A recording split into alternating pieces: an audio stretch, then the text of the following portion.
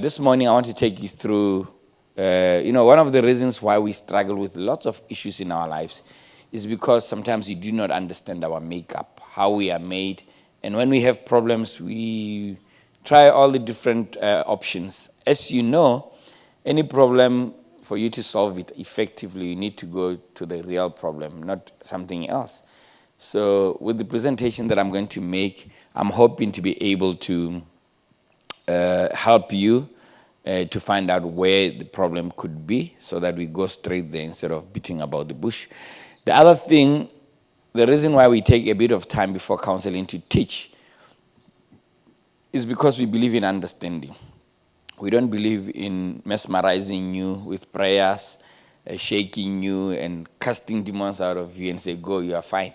We believe that you are very responsible for your welfare in many ways. The Bible actually says, as a man thinketh, no. It says, God cannot be mocked. Whatever a man sows, they will reap. So what this basically says is that we are very much responsible for our lives and what happens in our lives. Of course, there are times where people do stuff to us, but how we respond also is still our responsibility. And so we're going to try and touch all of those areas and see how we can help you to help yourselves. Just lead you on the right path. I think we have one rail that goes from the south to the north. When a train is there, it's set on that rail, it will go to the north. And so what we're trying to do is just to take you away from all the other routes and set you on a route that will take you to your destination. And so we start this off by appealing to your mind, to your logic, so that you understand how you are made up, and then take it from there. We are going to just start with an explanation of how we are made, so that we can understand the things that affect then our responses to life. It's a very simple illustration of an egg. If you think about an egg, if you boil an egg and after boiling it, cut it cross-sectionally, this is what you will see of the egg. These are the three layers of the egg, very distinct. This is yellow, this is white, and then this is the shell. This is the hard surface on the outside that is meant to protect the contents of the egg. And when we see this egg, we don't panic. We know that this is how the egg looks like. It has three very distinct parts. And so you are like an egg because you also have three very distinct parts that make you you. You are a spirit. You have a soul. And you live in a body. Okay? Did you hear how I described it? You are a spirit, so your real identity is spiritual. You have a soul, and you live in a body. Now, how do we explain this?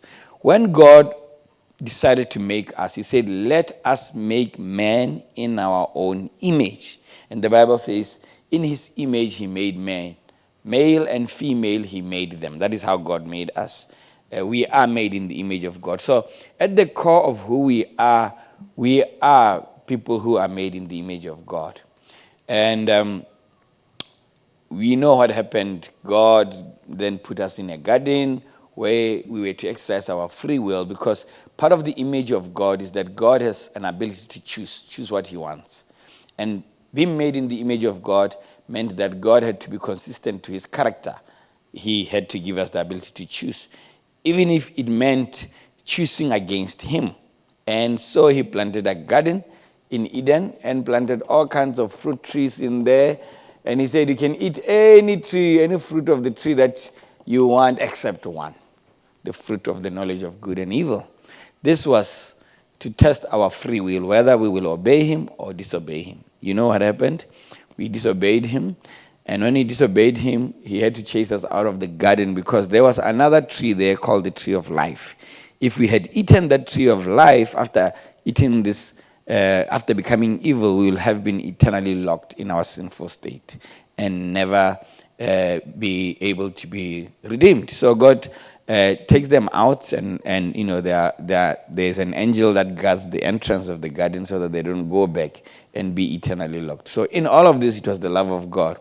Although we had sinned against God, God made clothes for us. He killed an animal for the first time so that we can wear leather jackets and all of that. That was the love of God. Even in our sinful state, God still comes and covers us and loves us. That is called grace. So when we sinned against God, we died. He had warned us, the day you eat of this fruit, you shall surely die. So when we died, this became dark. That means the image of God in us, was switched off. And what happened is that the death in our spirit started affecting our soul. Now, what is your soul? Your soul has got three components to it. The first one is the mind. Your mind forms part of your soul. The second one is the emotions. Your emotions form part of your soul. And then the last part of your soul is the will. The will forms part of your soul. Now, the Bible says, as a man thinketh in his heart, so is he. You are a product of your thoughts. You are where you are today because of how your thought pattern has been like. You have been influenced to choose your career by your thoughts. You have been advised the way you are advised, or as you learned about life, you decided this is the path that I want. You are married to the person that you are married to because you made your choice. You thought about it, and you made a calculated choice. So, as a man thinketh in his heart, so is he. That is why your mind is very critical in your life. How you think will produce what you become. So, the Bible says, as a man thinketh in his heart, so is he. That's why we need to protect our mind. And that is why the devil attacks our minds. Before he gets you to do anything, he attacks you here. And he tries to convince you that is the right way until you are convinced, and then you go that way. So the mind is very critical. And your emotions, when we talk about men and women, usually men are very logical in the way they do things. Actually, somebody who described it this way about men and women.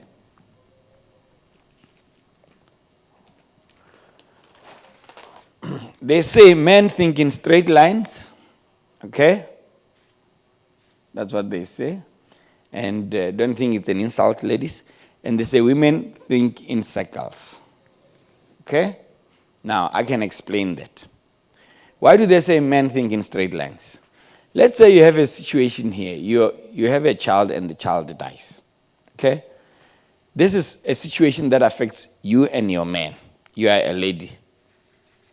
It's the same situation. This is a lady, this is a man. This is the same situation. It affects both of you. You are devastated and all of that. And somewhere here you have a car accident. Your car is broken. Same incident. Remember, we are moving this way again. Same incident. So you lose a child, your car is broken. That means you don't have a car for some time. And then something here happens. You lose your sister, okay? Something is happening there. It's the same thing. Remember, I'm trying to show you how, to say men think in straight lines and women. And then here something else happens in life. It affects both of you. And another thing. And life continues. There are lots of things that are happening. Now, remember here you lost a child, okay? Now, look at this and that. Look at the distance that is between them. So, this and this. Right here, at the center of a woman's thinking is their emotions. At the center.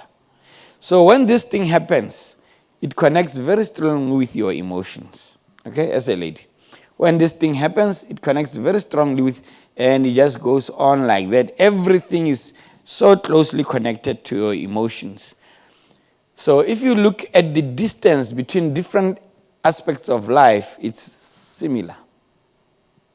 But if you look at a man, this happened here, that happened, the man has totally kind of forgotten about what happened. The distance is very long because they deal with things logically and then they close it, they move to the next one, they close it. And so that is why when you are fighting with your husband, And you begin to say, in 1975, when you were wearing yellow shoes and a black tracksuit, you said to me, and you quote him exactly. The man is like, so you've been keeping all of this all along. What is happening? Because everything is closely tied to the emotions, you replay it again and again. How can he do this? Does he know how it makes me feel? That is why sometimes men and women have got a problem, because men, they speak to logic while women are waiting for emotions. And usually when I advise men, I say, when you apologize to your wife, just say, I know I made you feel this way, and I'm sorry about that. Don't try to be logical, because she doesn't care about the logic, whether it makes sense or not. You hurt my feelings.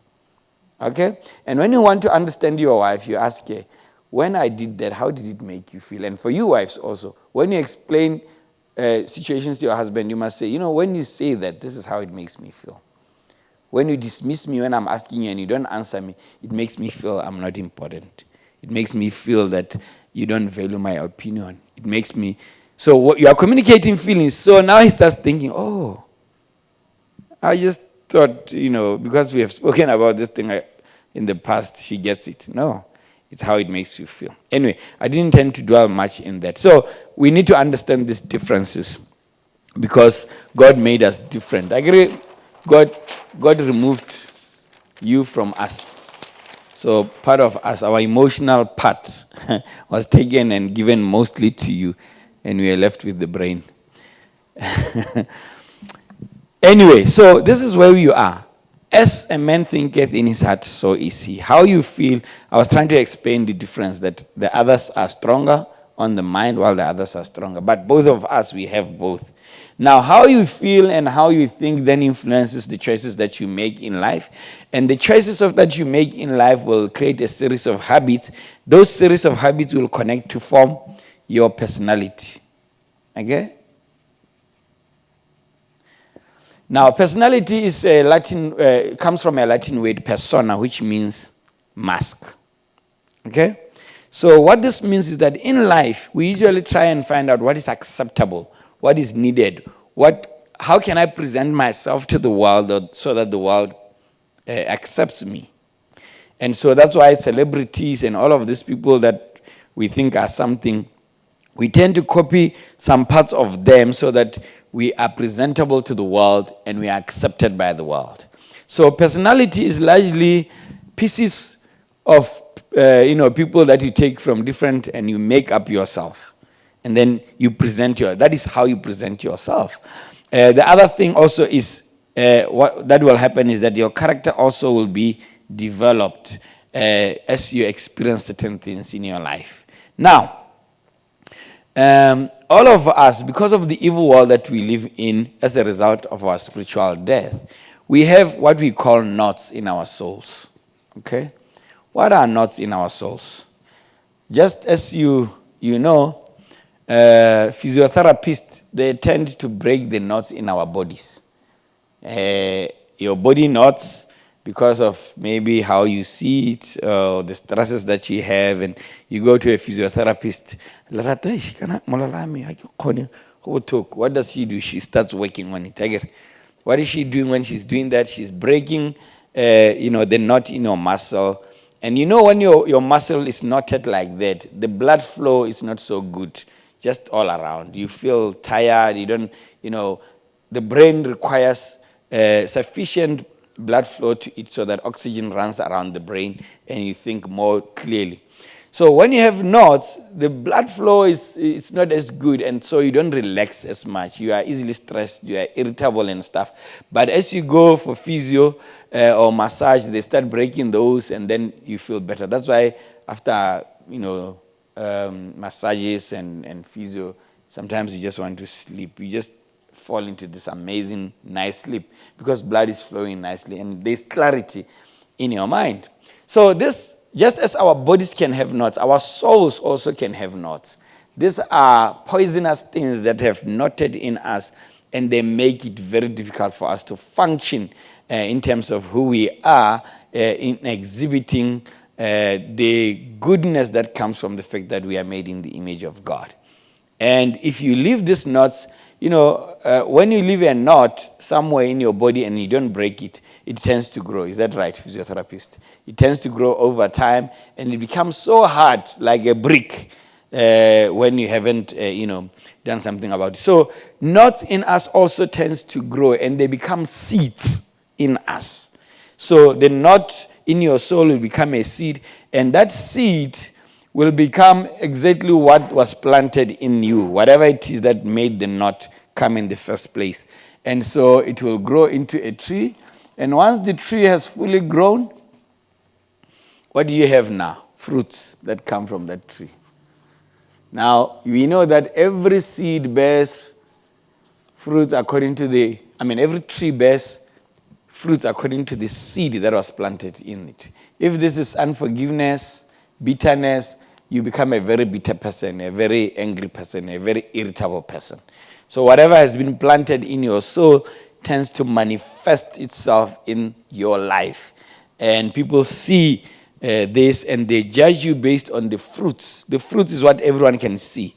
As you know, many people don't see the seed when it's under the soil. They may see the tree, but the fruits, they can taste it.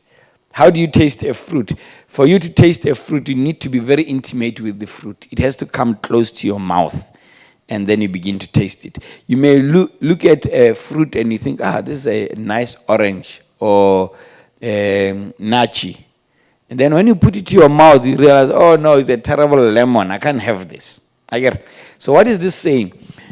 Sometimes it's easy to appreciate somebody from far and say, wow, they look great. Remember personality? They're putting a mask. They have dressed themselves nicely. And then when they come close to you, when you begin to relate closely to them, that is intimacy, then you begin to really taste the juices that are inside of them, and you realize, it's not as sweet as I thought it is. And now that's when problems begin. And you have to deal with the fact that you are now stuck with a fruit that you have realized that it's not a sweet orange, but rather a lemon. But it looked the same from outside.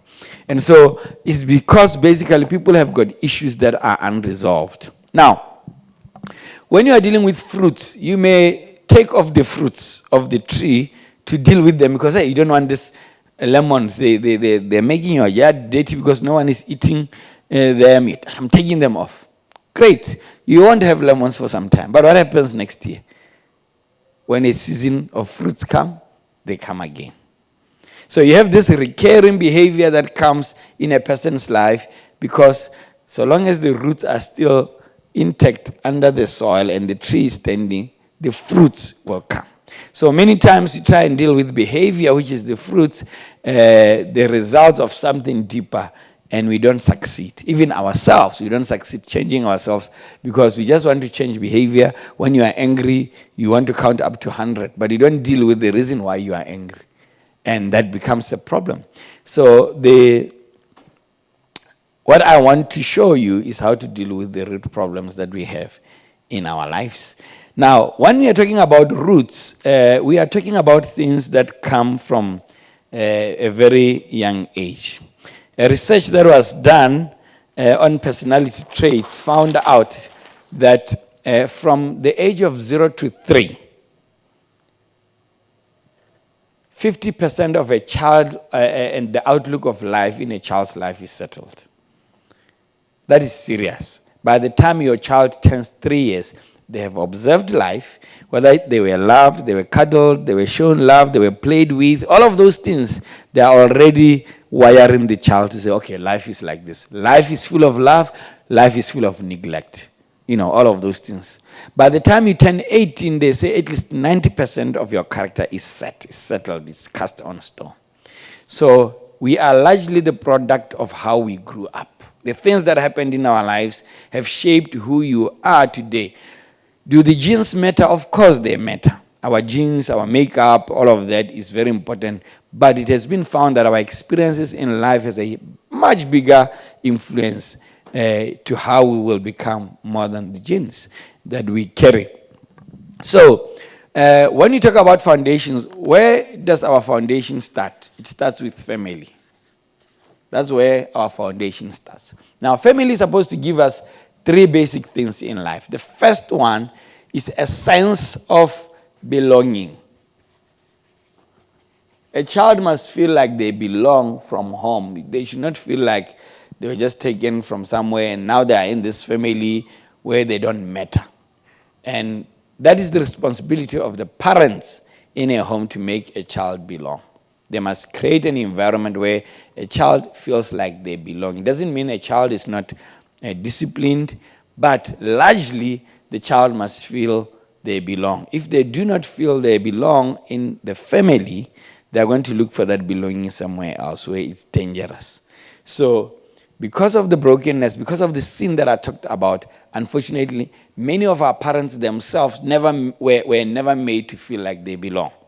And so it's difficult for them to give their children what they don't have. So we have this brokenness cycle that goes on and on. The second thing that family should give to a child is a sense of security.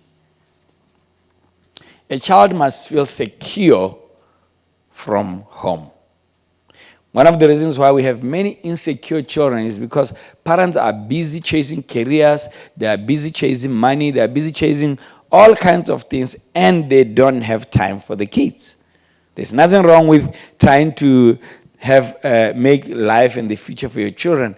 But if you are not intentional about making time with them, you are busy building children that are entirely... You see, many of our children are taught by our mates how to behave, what life is all about.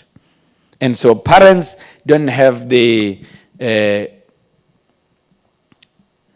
upper hand in how their children grow. And when they begin to grow and show who they really are, we are surprised and wonder, where does this come from?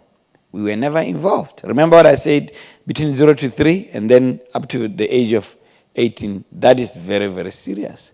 So our involvement in our children's life at an early age is so critical for us to shape them in the way we want them to be, so that we are not surprised tomorrow. The third one is a sense of identity. Omang.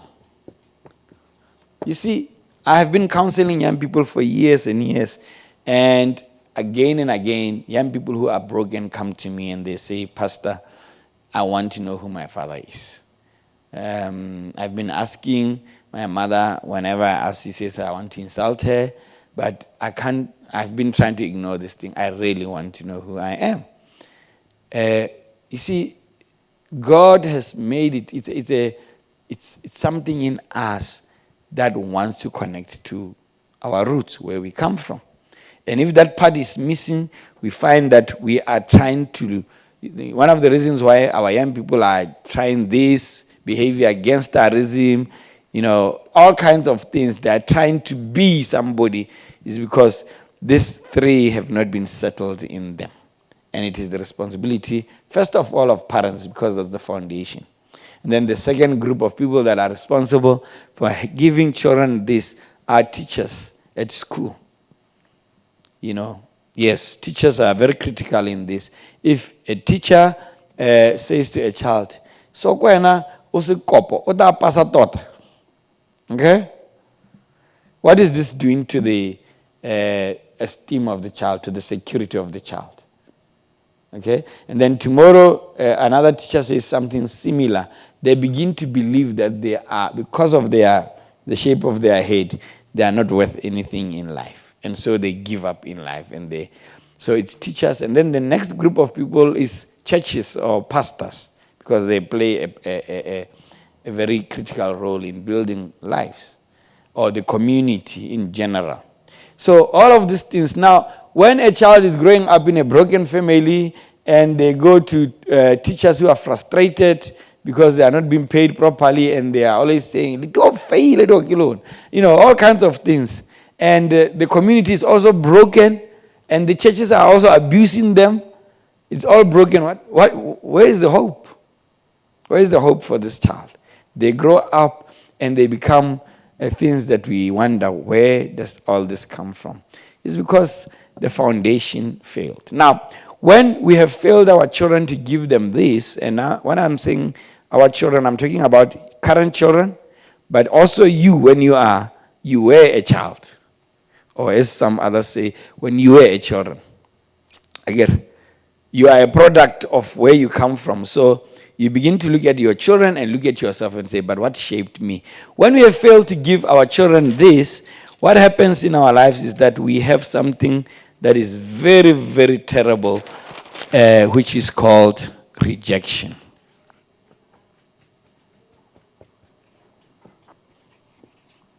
Rejection is that feeling that you are not loved, you are not accepted, you are not part of. It is a terrible thing for a child to feel rejected within their immediate family. It is a terrible thing for a child to feel rejected by the teachers. It is a terrible thing for a child to feel rejected by the community, even by the church. It's a terrible thing. When we feel rejected, when we don't feel loved, when we don't feel like we are part of something, what happens then in our lives is that we begin to react to rejection. Because remember, we are made in the image of God. Part of the image of God is relational. When he said, let us make, you can see already there is plural. God was not talking to himself, he was talking to others. The Father, the Son, and the Holy Spirit were together in a relationship, and they made a decision to make us in their image. So relationships are very critical. It's like oxygen to us. So when we feel rejected, we try our best to be accepted. And one of the things that we usually do at first is called performance. What is performance? Performance is when you say, please don't reject me. I am really worth your love, and I'm going to prove it to you. Okay? And so people try and prove that they are worth something because they don't feel so worthy. They work harder to be accepted. If you are a child and you know your parents really, really value education, you push yourself to their standards so that they accept you and they approve you. As a teenager, the other kids, you know what they like, and you feel pressure to dress like them. Labels, that's why our teenage kids they want these expensive labels and that we can't even afford ourselves. They want all of those because when they are dressed like that at school, the others can say, wow, you are something. So it's a performance thing. As you grow up, it's about the car that you drive. If you are driving some nice wheels, then people can look at you and say, wow, they have made it in life. The house you live in or wherever it is, the location of where you live, it's all about performance. You are doing things not for yourself, but to impress others. Because you were denied approval from your foundation. So this has become a goal in life. I have been rejected, so I want to be accepted. So I'm going to do everything in my power for others to see that I can be accepted. I'm also important in that regard. Are you hearing what I'm saying? So people perform so that they are accepted. Okay? The second thing that we do is if the performance doesn't work, is withdrawal. Why do we withdraw? After trying everything we can to impress people and they still don't appreciate who we are, the value that we have, we decide, you know what, it is too painful to be rejected. Instead of trying hard and facing rejection again and again, I'm going to withdraw from people and be on my own. This is where now you start doing what you have to do. You lock yourself up. You don't go out. You are happier when you are alone because you don't want. Remember, I'm not saying people who are alone are rejected. I'm just talking about responses that are associated with rejection. And so because you don't want to be disappointed, you'll rather not risk being loved because the pain of rejection is too much. So these people are loners, and when you are alone, because you are never meant to be alone, the thoughts begin to come. No one loves me. No one cares about me. I'm all alone. No one even knows what's going on. People tend to respect our spaces. If you don't come into their space, they stay away. And so you see that as rejection. And the devil then takes advantage and starts putting negative thoughts in you. Why don't you just kill yourself? No one cares. If you are there or not, no one will care. And so you find that you become more and more isolated. The third one is what we call compliancy. Compliancy is when you say, please don't reject me, I'll do whatever you want me to do. This is when you become a people pleaser. You are doing everything in your power to make people, accept you. So when they want something, they call you, Tama, Rebecca, this console, you come running, Taga, Kadi MR, the 10, but 5. You're hoping that as they see your hard work, they will accept you, they will love you, because, you are giving them a service. They are very happy for the moment, but then after that, they forget all about you.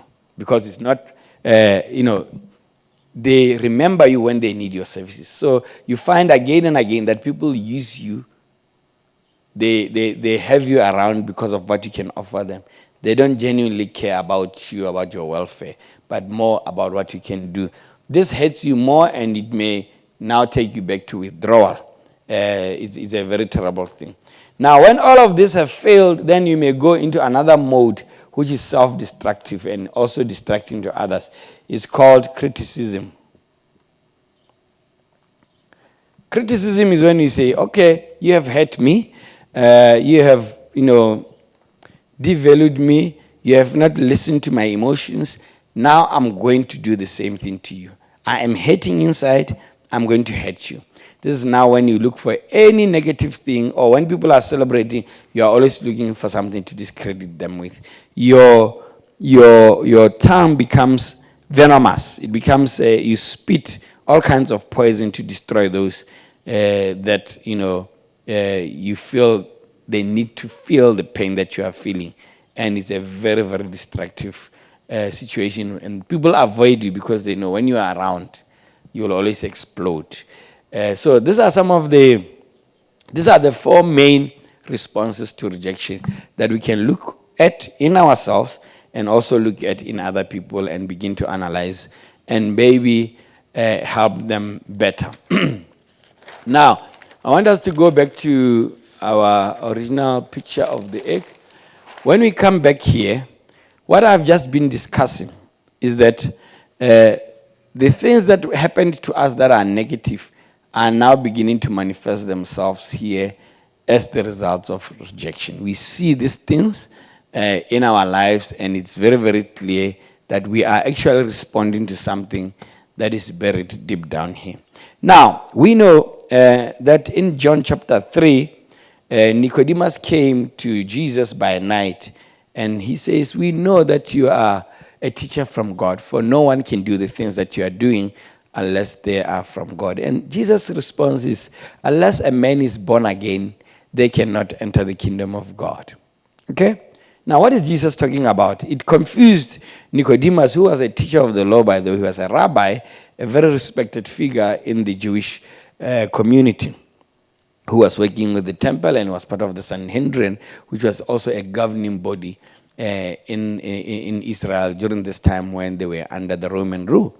And so he says, how can this be? How can I be born again when I'm old?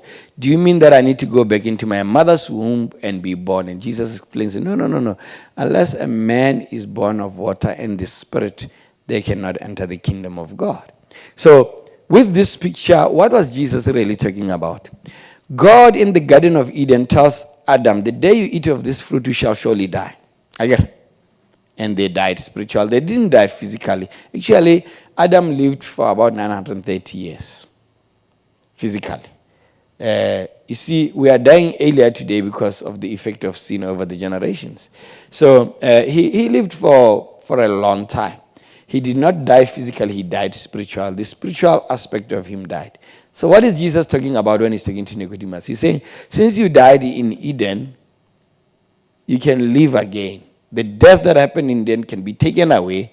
And he explains in the same chapter, John chapter 3, verse 16 says, for God so loved the world that he gave his only begotten Son, that whosoever believes in him will not perish, but will have everlasting life. So we are reborn when we accept Jesus. Jesus came to take away our death. But this time, it doesn't come, his life doesn't come automatically to us. It comes by us choosing. Remember, when Adam and Eve chose to sin against God, we were in them. So as their descendants, we were all affected by sin. But now we need to make a choice to choose the sacrifice that Jesus Christ made. And when we make that choice, then we become alive in our spirit. We are born again. Okay? Now, when we are born again, we are ready for heaven in terms of our spirit. You have a passport to heaven.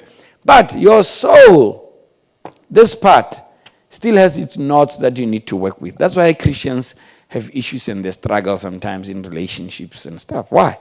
They have not dealt with the knots of their soul. Although they may be born again, in their spirit, their behavior has largely not changed because they're still holding on to the things that happened to them. Remember, the mind, God does not reboot your mind when you become Christian. He wants to work through your mind to bring Christianity to you. This is how we explain it. When you receive Jesus Christ, you are immediately born again in your spirit. You are made new. But then in your soul, you are being renewed as you cooperate with God. We have to grow. For example, the Bible says, do not let the sun go down in your anger. Okay? Do Christians get angry? They do. And God understands, and He gives it up to 12 hours to be angry. But He says, by the time it sets, you should have forgiven. Oh, is God just being too strict? No. God knows that the longer you stay with bitterness and unforgiveness, that bitterness becomes a poison that begins to poison you. And the longer you stay angry, the more poison goes through your system and changes your makeup in terms of who you become. Are you hearing what I'm saying? So God in His protection knows that you can be angry, but He says, do not let the sun, do not sleep on your anger. You must make sure that you forgive, you release it before. Now, many of us have been angry for years. Some of the people we are angry at are dead, but we are still holding anger towards them. And what do you think it's doing? It is creating problems in our hearts. And so, I want to, this is a theory of my approach to your counseling. Now, let me give you an example of a real life situation that will then help you deal with your own issues that you need to deal with. I tell a story of a young girl. This young girl, her parents were at high school and they had a relationship while they were there. They were doing Form 5 around April, and they had a good time. And around May, the girl realized that the moon has jumped over her. Is it the moon or the month? One of the two. So this guy, can I do like okay? This guy says, yeah. This is bad news. And so the girl says, what are we going to do? The guy says, you will have to abort. And the girl says, no ways, I'm not aborting. Kidibonyi died last year when she tried to abort. I don't want to go that way. And the guy says, if you are not going to abort, I want you to know right away that that is not my child. Rejected her and the child. And this lady, in her pain and disappointments, decided to continue with the pregnancy. She tried to cover it. By August, she was discovered. And so she was chased from school, and she went and had her child outside and continued her studies out there. She was very bitter and angry because she really thought this guy really was for her, supported her, loved her. And while she's out there in the world, she meets this other guy. The child is about 4 years. It's a beautiful girl. She's about 4 years. She meets this other guy from work, and they start talking. He seems to be different. He understands, loves her, and loves the child. 2 years later, they get married. This little girl is 6 years old. So this table here, I'm going to explain the story. And if you can, please copy this table because we are going to use it now for your own counseling after this.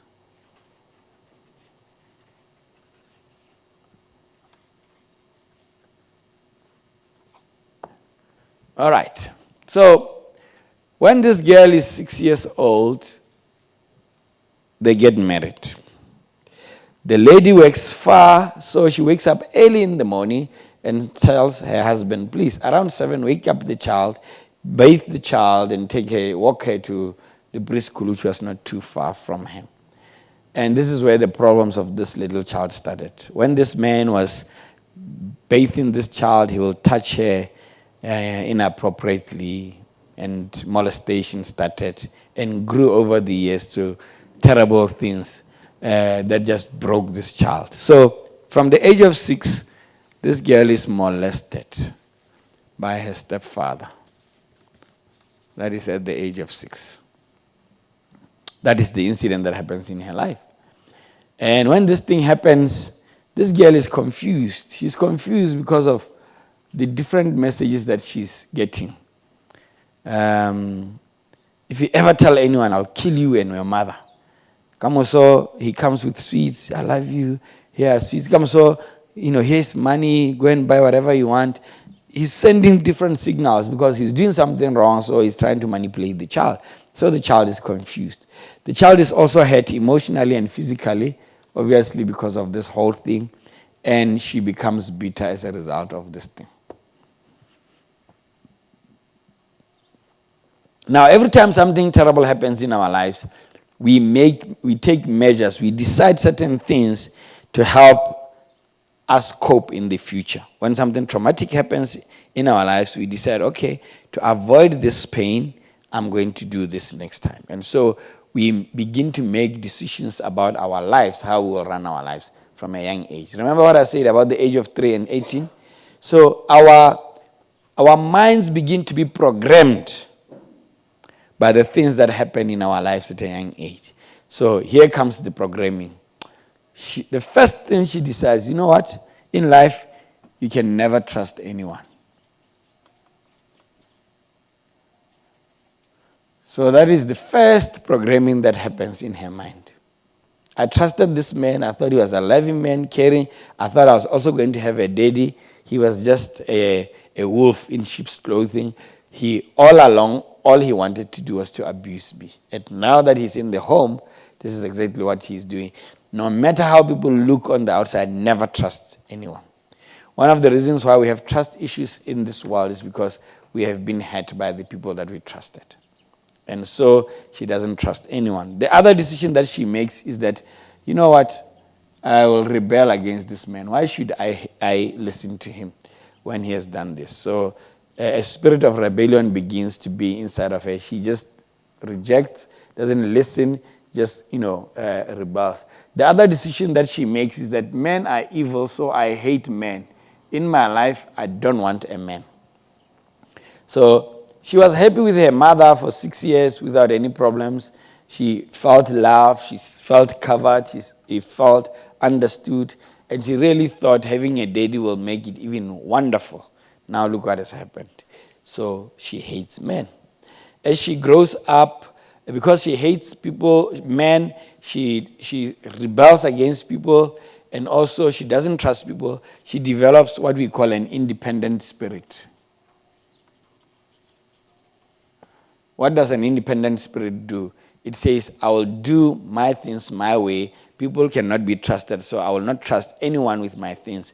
So when people go this way, they go the opposite. They are always against people because you know what? People cannot be trusted. You put your trust on any person, they will disappoint you. So I'll always take my own way. As she grows up and becomes a teenager, she meets other teenagers who have equally been hurt and disappointed by men in their lives. Their fathers are drunkards. They cheat on their moms. They don't help. They don't take any responsibility at home. All kinds of things that just, they look at this and say, men are just. And so these girls who do not trust men, who have been hurt by men, somehow by fate, they are brought together. They become friends. And in that, they begin to experience love with each other. They hug, they hold hands, and it grows and grows and becomes romantic. And this girl says, I didn't know I am a lesbian. I've discovered myself. She doesn't realize that just like a river that is flowing, if you block the river will find another way of flowing. So when you block love towards the opposite sex, that love will then be drawn somewhere else. It will go to a place where it feels accepted. Because we are all made for love. We are conceived out of love. We are made out of love. And so when we don't find love, we do everything we can. We will avoid a place where we think the love is dangerous, but we will go to a place where we think we are safe. And so she feels safe with other girls, and she's more open to a girl-girl relationship. And with time, she becomes comfortable with that. It's something that grows in her. She also hates marriage because she was hurt within marriage. So she tells herself in her life that she will never be married, no matter what. Marriage is just a terrible place because she was hurt within marriage. And also she decides that she hates sex. This is somebody, even if they are not lesbian, they decide to get married because of the pressures of culture. Within marriage, they will struggle with expressing themselves sexually because it reminds them of the trauma that happened to them at a young age. That is why we have people that are called frigid, where they just feel pains during that process, and the doctors check, they say there's absolutely nothing wrong with it. It's all mental. The mind associates that action with pain because that's what they were exposed to at a very young age. The mind is a very, very powerful organ. If the devil can have your mind, they have your life. The Catholic Church says, give me the first 6 years of your child and we will have that child forever. The way they wire your mind, you understand? They make you believe that this is the way. And once somebody has your mind, they have you. And that is why your mind is very critical and you need to protect it and feed it with the right thing. So, now who is this girl? Back to the fruits and to the roots. What was planted in this girl's life? Molestation. That is the seed. That is the knot that was planted there. And what are the results? What are the fruits that are coming out of that tree? She doesn't trust people. This is what we see. She's a rebel. She hates men, a lesbian. She hates marriage and hates sex. When you look at her now, these are things that are happening inside of her heart. When you look at her physically, she's very macho. She has muscles. She builds muscles. She walks like a guy.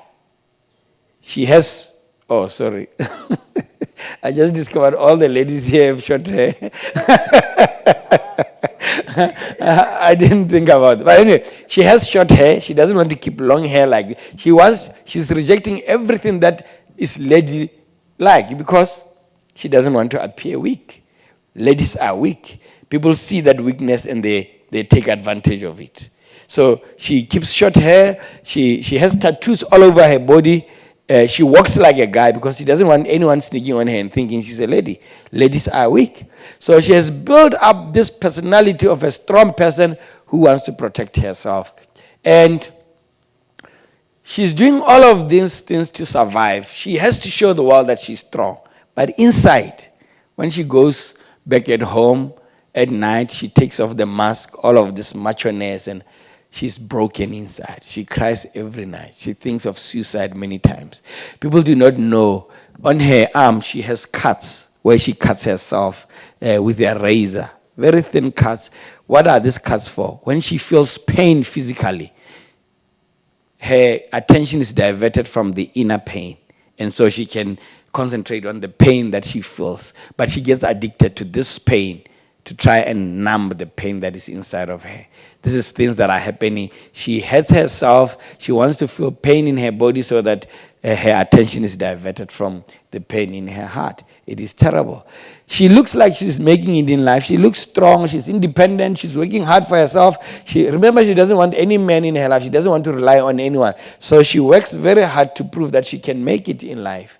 But inside, she's broken. It's a painful life. It's not the life that she really, really wants. And one day, she hears that there is counseling that is going on at a church.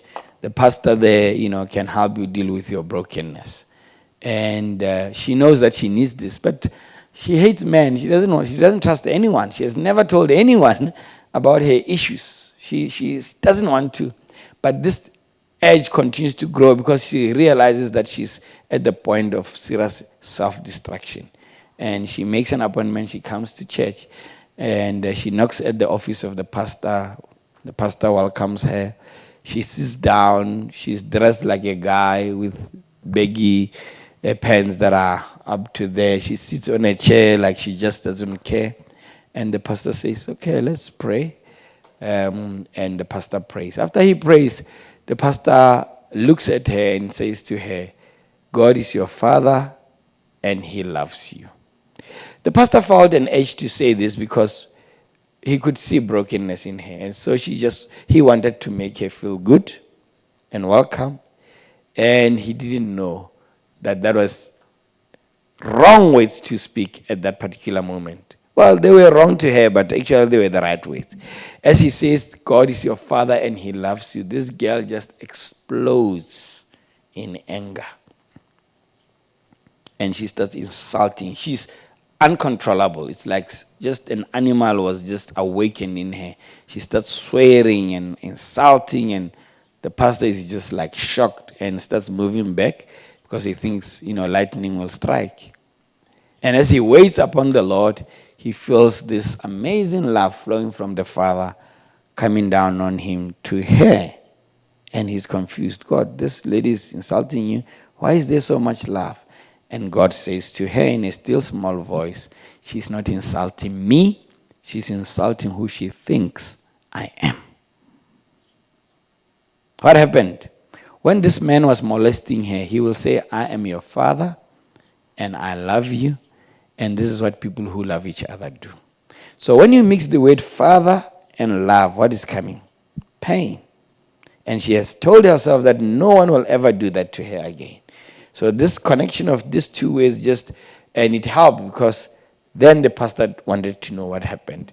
And that's how he began to understand the story of her life, that she was broken from a young age, molested. I have had this experience with somebody from here in Botswana who also had the same experience with their own biological father, who started abusing her sexually at the age of 13 after her mom died. So these things are real things that happen, and unfortunately we live in an evil, evil world. And when you are broken like this, if you don't find help, the sooner you find help, the better. Otherwise, you will self-destruct and you will destroy others that are around you. So how do we help people who have been broken? This may be a little bit of an extreme case, but how do we help people who have been broken in the different lives that they live? There are 4 simple steps. Number 1, all of us need to, first of all, acknowledge. It's very, very important. You need to acknowledge the incidents in our lives or your pain. You see, some of our pains are so terrible, so deep, so painful that for us to survive in life, we choose to ignore them. We choose to act like they are not there. What we do is that we will push those terrible incidents from our mind, our conscious mind, and we'll push them deeper into our subconscious mind where we don't have to deal with them. It is too painful to remember this thing, and for you to survive and not go crazy, you push this thing so deep and you live as if it never happened. And you convince yourself over time that, I was just imagining this thing. You have to come to a place where you begin to say, you know what, I cannot go on like this. They found seeds that were more than 2,000 years in the pyramids in Egypt. Seeds that were buried with the pharaohs there. And when they took this seed and planted them in the ground, they began to sprout. After 2,000 years. What is this saying? When something has been done and it's there somewhere, it's only waiting for the right environment to grow. Many times when we explode and we begin to insult or say things that we normally would not say, remember because of the mask, we manage ourselves very well. In public. But in private, because you become yourself, you explode. Sometimes when you explode like that, you say, I can do that thing. No, the Bible says, Out of the abundance of the heart, the mouth speaketh. The things that you have buried and pushed deep in your subconscious, they will sprout now and then. The anger that you see in somebody's life who is very, very nice, that comes out and their eyes turn red and you see a demon in them, it comes from the fact that they are unresolved issues. Nowadays, because we are exposed to too many demons and channels of demons, people tend to blame demons for everything. If you have a problem, let's cast the demon. Let me tell you something. Demons are there, but demons take advantage of unresolved issues in your life. When you have created an environment in you that makes a demon comfortable, it will come and stay in you. We can shout all we want to command the demon to go. It can go because it's afraid of our commands. But when we are gone, the demon comes back because there's no place like home. So we need to deal with our issues. If we do not deal with our issues, these demons will continue to haunt us. So the first thing is to acknowledge the incident. This girl has to acknowledge that, you know what, I'm not just imagining this thing. When I was young, my own father, who was supposed to protect me, started molesting me. You acknowledge that to yourself. I call it a three-legged pot. It's very important that you acknowledge it to yourself, you acknowledge it to God, and you acknowledge it to a human being. That human being could be your counselor, could be your partner, your life, somebody that you can trust, who can help you with it. When you have done the three-legged thing, the acknowledgement becomes complete. But then I'll give you the other steps from there. It's not enough to just acknowledge your pain. The next step is very, very critical because this becomes the bridge for you to go to the other side, a place of salvation. The second step is you need to choose. And I emphasize the word choice. You need to choose to forgive. Forgiveness is not a feeling. It is a choice. When somebody has molested you over the years, you cannot wake up feeling like forgiving them. I feel like forgiving them. Nope. Feelings take time to catch up with our brain. So you need to make a decision that, this is what unforgiveness does. In the lessons that I do, I taught about 7 hours or so on forgiveness. It's quite a huge subject on forgiveness. And but the basics of forgiveness is that it's a choice. Father, I choose to forgive my father for molesting me. When you speak like that, remember God respects your free will. He realizes, okay, you want to do the right thing. Your feelings may be refusing, but the more you say it, the more God starts to work in you. It's more like when you go to a doctor and the doctor says, you have a lump in your breast. And you ask, what do I do? And the doctor says, well, we could cut and operate and remove it before it becomes cancerous. You will have pain, yes, for some weeks, but you'll be free the rest of your life. You have a choice to say, okay, doctor, operate on me. I'm ready to feel pain now so that I don't feel pain tomorrow. Or you can refuse and say, no. Lord, don't give us. You are afraid of the knife. But what will happen at a later stage? You will suffer more as you die a slow, painful death. When you forgive, it's painful. When you forgive, it's like somebody owes you $1 million pula. They're supposed to pay you this money. And you go and say, I cancel that debt, I'll pay it myself. That is not easy. But the benefits of forgiveness is that when you forgive, you are free. You live your free life. If somebody hurt you 10 years ago, they used you and then they just left you like that, and you don't forgive them. And one day you are with your family, you have moved on with your life, but you never forgive this person. You are at game, Mark and being enjoying, and then you see this guy passing with his own family. What happens inside of you? It's like a surge of poison just goes through your being, and suddenly your day is spoiled. What does this mean? The people that you have not forgiven will continue to control your life, so long as you have them in you. Actually, when you don't forgive a person, it's more like this. Look at this picture.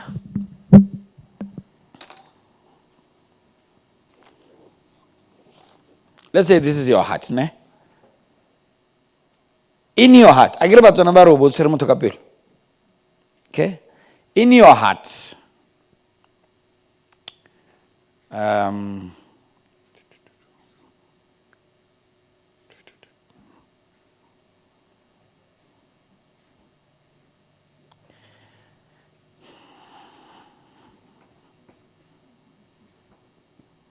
Inside of your heart. Imagine this is a cell. Tronco. I realize the cells are bodies. In your heart, you have locked this person inside. This is the person you have not forgiven. Imagine having cell mo teng ga pelo ya gago. Ha e betsana ha e betse sentle akere. Because hona le sengwe mo teng. Ke tshipi. It's always painful. High blood pressure. Stresses. You have locked somebody inside. The day you decide, okay, I'm tired of this. Let me just unlock this person, have them run out of my life, and continue with their life. You know what happens to the cell? It begins to dissolve because it's no longer useful. The process may take long, but once you have released this person out of your heart, God then begins to dissolve this cell, and healing begins to affect you and you. Now, this is how the Bible puts it. I think it's in Matthew chapter 18. It talks about the parable of the unforgiving servant. Now, this is what happened in this situation. A man owed his master millions of pula. The master calls him and he says, come and pay me. This guy says, please, I don't have money right now. I cannot afford to pay me. The master says, I'm going to lock you up in prison. He begs him so much that ultimately the master says, it's okay, go. I'll cancel your debt. But this guy was owed a few hundred pula by another person. He goes to him and he says, pay me. This guy says, give me a chance. I really don't have money. He's so angry. He nearly went to prison. He's so angry and bitter. His bitterness goes and affects this one. And he takes this guy and throws him in prison. Now the other servants who are watching this, they go to the master who was owed millions. He says, hey, this guy, you forgave him millions. He couldn't forgive his brother a few hundred pulas. The master hears about it. He calls him and says, how can you do this to your own colleague when I have forgiven you so much? And the Bible says, he took him and he threw him in jail where he was tortured day and night until he could pay back all that he owed. How do you pay when you are in prison? Where is your source of income? Now, what is this saying to us? It's saying, when we come to God and we ask him to forgive us for our many sins, he forgives us. That's the master we owe millions. But then when our brothers or other people in this world who have betrayed us or whatever, they do stuff, we can't forgive them. No wonder we are sick. We have stresses. We have pains inside of us. We have this cell inside of our hearts and we cannot live a free life. So when you choose to forgive, you unlock the door, you let this person out, and God begins the process of dissolving that steel base that is inside of your heart. So it's very important that you choose to forgive. That's all God wants you to do. Choose to forgive. What does the doctor want you to do? To sign that you are operated on. That's all. And then and do the rest. It will take a bit of time for you to be healed. Yes, you may have a scar that reminds you, I once went through operation. But the pain should not be there. If the pain is there, that means something is still there. Does the doctor actually heal you? No. The doctor prepares your body to heal itself. So when we have done our part, God then begins to heal us, our brokenness. So it's very important that we choose to forgive. The third step is then to reject decisions that we made.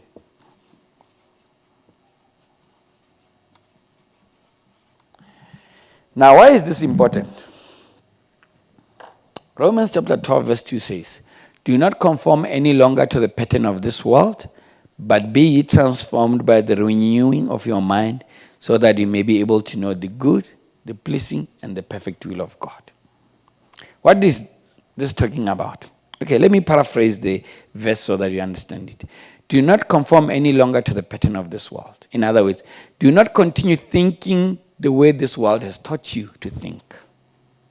How has this world taught you to think? When somebody does something bad to you, you do it back to them. You don't easily forgive. You are weak. They must know who you are. That's why some will say, hey, well, I get a uniform. Make your hair apollo don't get your man sent. One gets it out.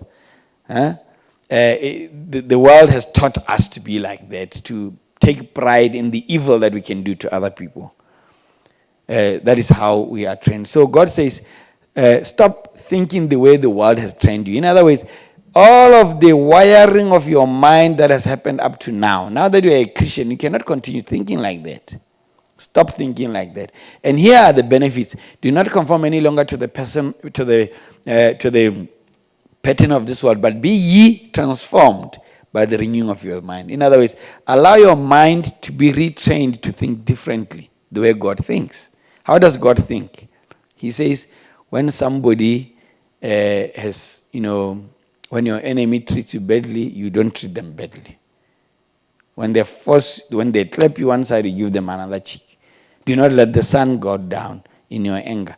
All of this, it's not that God is unfair. He's trying to protect us from the effects of the things that will happen in our lives. So we start thinking. And the Bible says, then, when you start thinking the way God wants to think, then you will know the good, the pleasing, and the perfect will of God. In other words, your ability to make the right choices in life will be enhanced, will be improved. Now, let me try and use this to explain how that works. This is your spirit, right? Your spirit is reborn. It's new. So the God thinking is now here, isn't it? But the God thinking, which is the clarity of thought and the clarity of doing things, has to go through your nodes for you to hear it with your ears. Again, this is the body. So God is here, you are born again, you are a child of God, clarity is here, but for that clarity to come through to your body, it has to go through your nodes. Are you hearing what I'm saying? So we hear conflicting messages because the nodes are saying, don't trust people. People cannot be trusted. But the Spirit is saying, no, go to them, go and trust them, go and let them know what is going on. But these nodes are talking too much. So what happens when you deal with the nodes? They go out of your system. I get it? And when they go out of your system, what happens?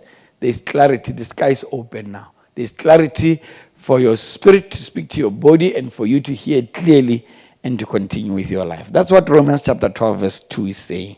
Then you will know the good, the pleasing, and the perfect will of God. There is so many benefits to doing things God's way.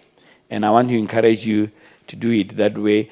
If you look at the decisions that you have made here, look at them, analyze them, and compare them to what God wants from your life, how God wants you to live. Look at this.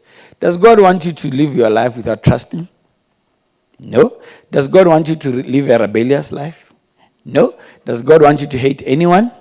Does God want you to live an independent life where no one matters, it's just you? We are not islands. Does God want us to be lesbians or gay? No. What is God's thought on marriage? Marriage is a good thing. People have spoiled it, but marriage was made by God. What about sex or lovemaking? This is the most intimate humans can be with each other, but it has to be done within marriage. People have done all kinds of things and spoiled something that is good that God has done. But because people spoil the good doesn't mean we have to throw it away. We need to recover it from where it has been abused. So what is the devil trying to do? Every time something bad happens in your life, he tries to set you up against the government of God, the ways of God, doing things God's way. He is so angry that God made us in his image, and he's trying to prove to God, you made a big mistake. And we are the ones to prove the devil wrong. Are you hearing what I'm saying? So it's very important that this girl then, let's take this example again. I acknowledge that I was molested by my father. I choose to forgive him for everything that he did to me. Now I reject the decision to not trust. Do you want that? Uzile go office ngana mosesheni.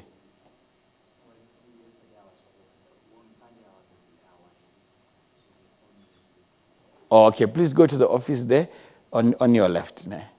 Yeah, inside. So we need to reject each decision. This girl has to say, Lord, when I was hurt by my father, I decided not to trust anyone. I realized this was a bad decision. Forgive me for making this bad decision. Help me to trust again. Remember, you are rewiring yourself. You are changing the way you think. I chose to rebel. Help me, Lord, so that I don't have a rebellious. You are rewiring. And as you begin to think right, clarity of thought comes and you begin to make better decisions about your life. Once you have done that, the last part that you need to do is to then ask God to heal you. Lord, heal me from the effects of this molestation. Now, what will happen is that there will be this incident that happened when you were 6 years old. There may be another incident that happened when you were 11, when you were 13, when you were 17, when you were 22, when you were 40. All of these incidents that are life transforming, they are life changing. They have shaped you to become the person that you are. And when you are like that, then you realize that you are far from who God made you to be. The good thing is that there is hope for all of us. When we are willing, God can take us through a process where he revamps us and makes us better people. Now, this table, the reason why I said you must copy it, is going to be now the basis of our one-on-one counseling. What I would like you to do is to copy this table as it is and then go and pray. Father, I realize that there are some issues in my life that I need to deal with, some knots that have changed me and made me somebody else. I would like you, Lord, to help me deal with these knots. I want to think the way you want me to think. I don't want to be hindered in my thinking and do things that are against your will. Help me. Bring them from the subconscious to the subconscious mind. And as you pray that prayer, God will begin to remember he respects your free will. So when you give him the authority to bring them up to your mind, he will bring them to your remembrance. And as he does, write the age, how old were you, what happened, and what were the feelings and the thoughts that you had, and what decisions did you make. You go through it all, you write it all up to where you are now. Not everything, every detail of your life, but there are some major pointers in your life that change the way you think, and God will make it very clear to you. When you do that, after you have done that, I want you on your own to go through the 4 steps on each of the situations. On your own at home, usually you will cry because you will remember some of the pains that you have tried to suppress. Acknowledge the incident, choose to forgive those who are involved, reject the decisions that you made, and ask God to heal you. This is how you detox your soul. You're getting rid of all of the poison that has been stored up over a long period of time. And I can tell you, I've had thousands of testimonies. You will feel much lighter after doing this. Now, after you have done it on your own, I want you then to make an appointment with the office. You can actually from here make that appointment to come and see me and come with that paper, which will help us to then systematically go through counseling with you. What we'll do is that we'll have an hour in each session, and depending on what we deal with, you see, when you come with your paper, I can analyze which things can be grouped together. And also I can say one of the reasons why you are struggling with relating to your husband is because of these things that happened in your life. This is how they have reshaped your mind. And then you begin to deal with issues knowing what you are dealing with instead of just being frustrated. And so that is your assignment. And it will depend on you when you want to come back so that we can continue. How long will this process take? I don't know. Sometimes it can take a few months for us to go through this. But there are incidents where it has taken years because the pain was so strong, so deep. There are 2 girls that I was counseling who had struggled with lesbian feelings and relationships. I took them over counseling. They were improving all of the time, but at least about 3 years. But there are others that I've managed to help within a few months, a month or 2, and they are set, depending on how deep your pain is. So this basically depends on everyone. I can do this with all of you, but when it becomes personal, one-on-one, we are at different levels of pain. I don't know whether you understand the whole concept of nuts and seeds and trees and fruits, and whether this example makes it even clearer. At this moment, if you want to ask anything, I'll give you a chance to. Can I forgive someone for not want them in my space or not feel they should not Yes, there's a difference between forgiveness and reconciliation, and it's very important that we understand that. Sometimes we struggle to forgive people because we combine the two. What is forgiveness? Forgiveness is when you let go of somebody that you held in your heart. You don't even need them to be there. You don't even need their apology. You realize that this person has been controlling your life and you want to set yourself free. And you speak with your mouth. I choose to forgive my father for doing 1, 2, 3. I let go of the pain that he has caused in my life. And so you open the door of your heart and they are out of your life. In that way, they no longer control you and God begins to heal you. But there is the second step after you forgive them that you can do, but you don't have to. It's a reconciliation. When God has helped you now to forgive this person, you can go to them and say, you know what, when you did 1, 2, 3, you really, really hurt me. And but God has helped me, and I want you to know that I have forgiven you. It doesn't matter anymore. They can respond by saying, I don't care about those things. I never did that. Okay, that's their pride. When you have forgiven them truly, it doesn't matter what they say anymore because your forgiveness doesn't depend on their response. Or when you get to them, they can say, I'm so sorry. I realized that I really hurt you. I didn't know how to go about it. But the fact that you brought it up, I acknowledge it and I'm very, very sorry. Now, when they do that, they open a door of reconciliation where you can now begin to relate again. But you don't have to. Actually, the Bible is very clear. When you read in the book of Romans, is it chapter 8 or 12? It says, as far as it's possible with you, live at peace with all men.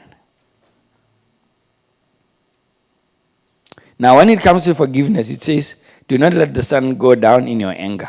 In other words, you cannot sleep angry. Forgive the person. But when it comes to reconciliation, it says, as far as it's possible with you. It depends on you. It depends on you whether you want to relate with somebody who hurt you before or not. Are you hearing what I'm saying? And it's very clear in the Bible also. If you read Psalm chapter 1, it says, blessed is the man who does not walk on the path of mockers, nor sit in the say. How does it say?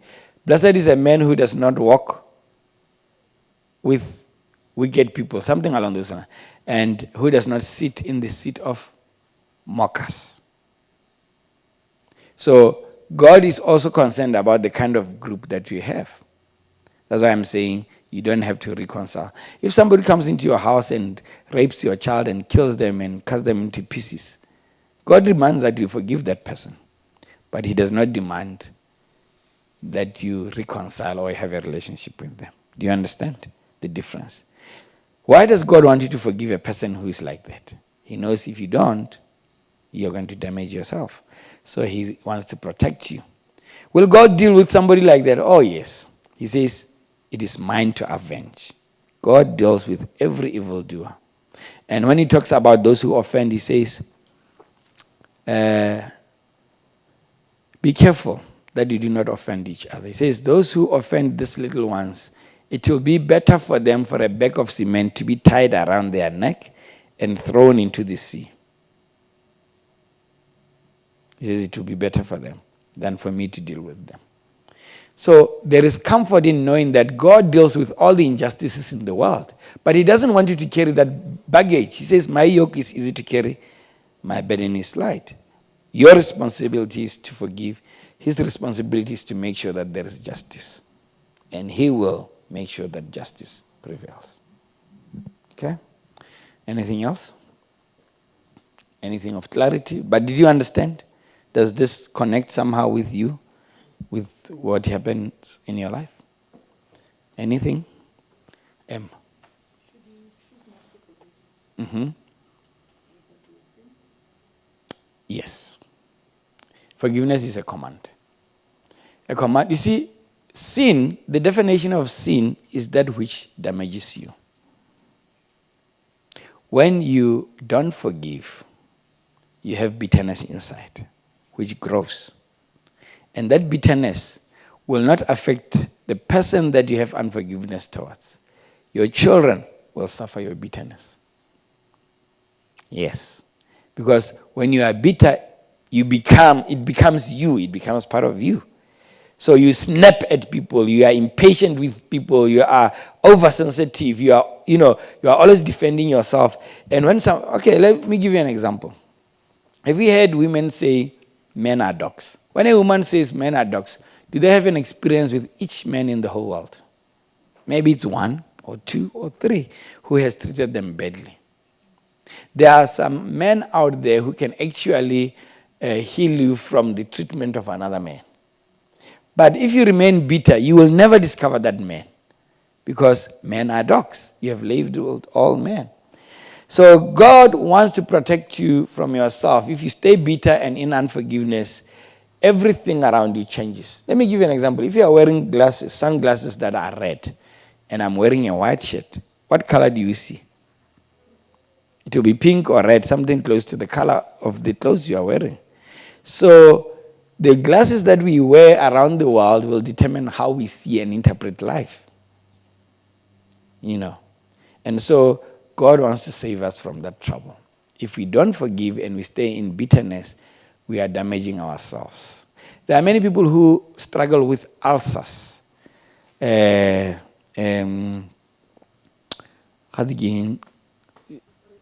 Arthritis and rheumatism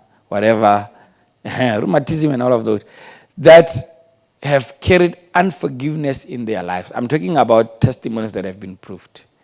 And once they went through a process of forgiveness, boom, just like that, their pains go.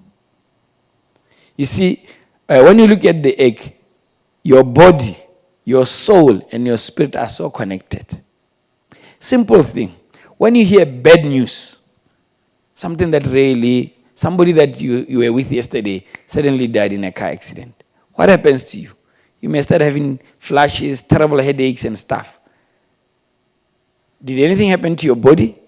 No. Something happened to your soul, and your soul became under pressure, and your heart started beating high. You have, headaches, stresses, you don't sleep at night, and because it just goes on and on and on and on and on. Why? Because we are all connected. Now God wants to save us from the trouble. When we are bitter, everyone around us suffers, and we suffer the most. So God wants to save us from all of that trouble. All right, let me stop here for today, and I'm going to pray for you that as you go and do this, God will guide you and bring to your remembrance. Let me tell you, let me just be honest with you. It's not always easy to do this. This is some things that you have always tried to hide and not to deal with because they are so painful. You have to really talk to yourself to say, you know what, I need this. Ultimately, I need this. And I can tell you, things change around you a lot. You have more peace. It doesn't matter what other people do to you. You see through them, and you can deal with it better. This is how I usually describe it. I can allow cons molutum. Re said or baka tsare bine khorasinyana. Ke a leboga ba ta heta hela ka sthakusa meria. A heta hela. Ke ta tola o kare ke a leboga o tsile a ntiana. Ka gore because I'm already sensitive in that area, any pressure, it starts a process of reaction that is beyond the pressure that was put there. Why? Because there is brokenness, there is pain there. When we have unresolved issues, we tend to flare up every now and then. We exaggerate the disappointments that other people do to us. Why? Because we are not judging them by the merits of what they are doing to us. We are piling it all together with what is already there. And people avoid us because they say, hey, you're sensitive, you. So we owe it ourselves to go to the doctor, have them operate more consigne, heal you. Next time, I'm going to have sorry, brother, I know, there's no pain. But when there is pain, your reaction is exaggerated. That is why God wants to heal us of our past pains. We cannot run away from them. Father, we surrender to you today. We want to thank you, Jehovah, Lord, that you love us and you care for us this much. Here are your people, oh God. I pray, Heavenly Father, that this morning The words that I've spoken will go deeper into their souls and begin to search all of the things that needs to be sorted out in them. May your power be made manifest. May your glory be seen in their lives, oh God, as you, Jehovah, King of Kings, Lord of Lords, deal with their pains. I know they have different issues that they are dealing with right now, but we know that everything is connected to where we come from. May you help them deal with those things. I speak protection over the enemy who comes to steal, kill, and destroy. May he not have access to them during this sensitive time of their lives. And may you help them, oh God, to do this and to come out of the other side safe, protected, secure, with their identity clear, Father. In Jesus' name, we speak a blessing over them. Amen.